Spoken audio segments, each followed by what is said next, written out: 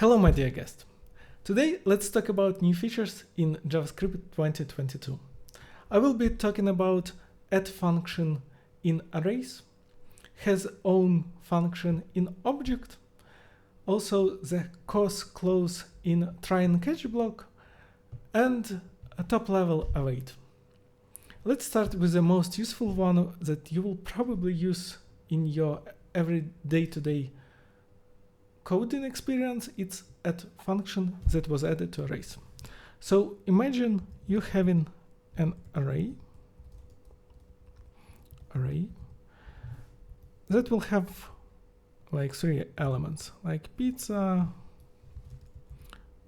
let's have pineapple, and let's have apple. But you will probably have that is not static, but the array that is dynamic. And if you want to get the last element in this array, you will write code like this. Last element equals to array, and then you will take array length and -1. Let's console log it. You can see it's apple, so it's correct.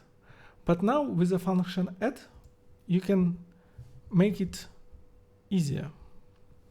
So you will write array add, and then you can pass negative indexes. So in this case, to get the first element, we'll start with 0. It will get pizza. But if you need the last element, you will get -1. And then if you need last, you'll need -2. And it's quite useful because you cannot write array -1 or -2 in this case, but you can write 0, of course.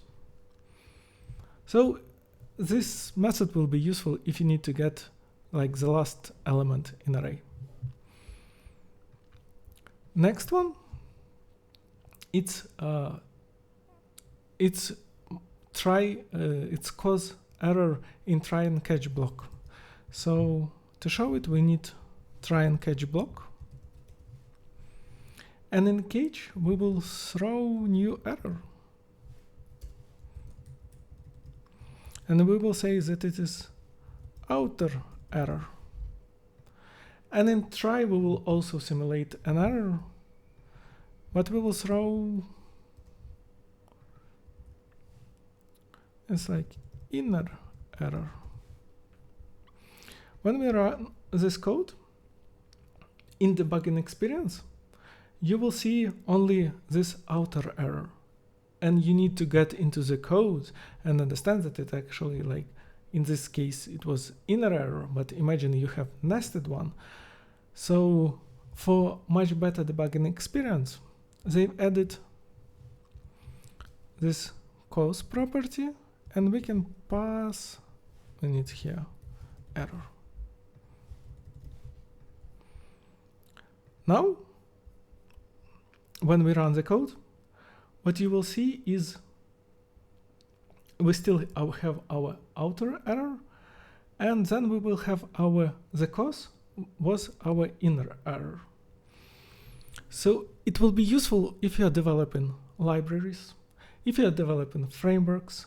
Also, like Angular and React and Vue frameworks, they will have much better debugging experience. So it's mostly for people who develop other libraries, but you will benefit from it too, because it will be much easier for you to find errors in your code. So yeah, this is just for you to know, and maybe somebody will ask you on interview this question. And now you know the answer.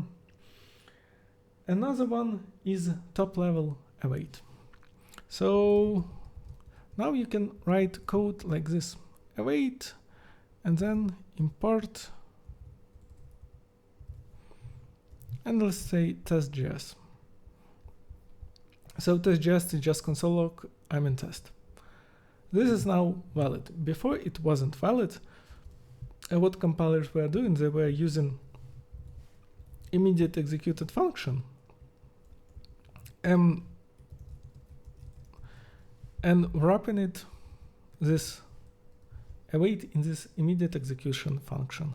So now you can just put it on top of your module and it works.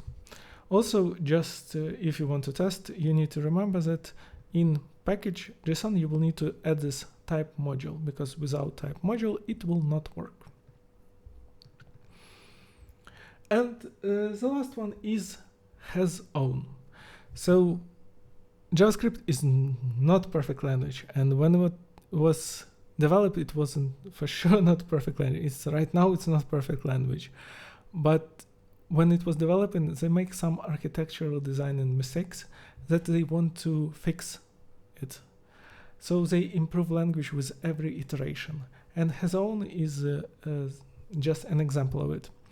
So you probably know about hasOwn property. So if we have an object and we have, for example, test property on it, and if we want to know if there is test on this object, we will write code like this: hasOwn property, and we will pass test,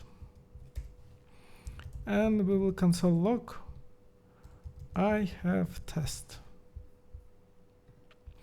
In this case everything works fine and everything is good, but we can actually override hasOwn property. And in this case, if we do code like this, it never passes, because we overridden this hasOwn property. But it should not happen, because there is actually test method. It has property test. So to fix it, the developers made object hasOwn, and we need to pass object that we want to test, in our case x, and the property, it's test. And now even there is overridden hasOwn property method will say I'm in hasOwn, but it still works. So basically this is just fixing some architectural poor decisions, because nobody is perfect, and if you develop every day you will still not be perfect, but it's worth a try to become better every day. Have a great day. Bye.